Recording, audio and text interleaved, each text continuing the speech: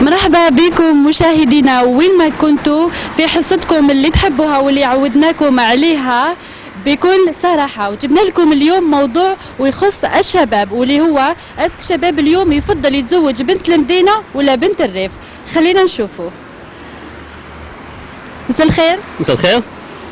اسمي الكريم. اسكندر. اسكندر راك متزوج؟ نعم. الله يبارك. قل لي اسكندر، انت تفضل مرتك بنت المدينة ولا بنت الريف؟ بنت مدينة خير. معناتها انت تفضل تتزوج. سؤالنا معلش نسقسيك. بيان. سؤالنا اليوم هو شكون تفضل تتزوج بنت المدينة ولا بنت الريف؟ انا نحب بنت مدينة بيان سير، باسكو انا تربيت في المدينة، ماذا بيا بنت المدينة. ما تربيناش الارياف، على هذه ما نقدرش نتزوج وحده من الريف. شغل انت تلقى باللي بنت المدينة خير من بنت الريف.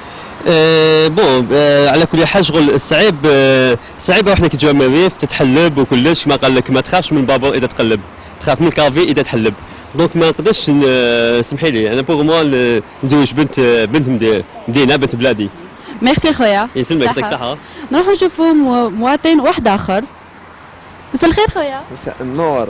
اسمي الكريم. سيد علي. سيد علي راك متزوج؟ لا مش متزوج.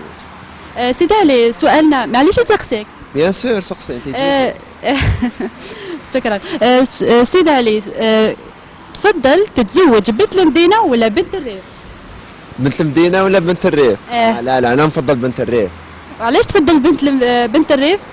نفضل بنت الريف باسكو خشينا نجيبها يرحم بابك. بنت المدينة كنت دقيقة نروح عند بابا، نروح عند ماما عيطت لي لانيفرسير تاع صاحبتي، نروح نقضي. انا ما نحبش هاد الصوالح اختي. لا انا نجيبها بنت الريف خشينة، تروح لدارهم خطرة في العام، ما تحوس، تقعد في الدار تخدم الشغل، تلتها بدارها براجلها بولادها. هذاك هو الصح.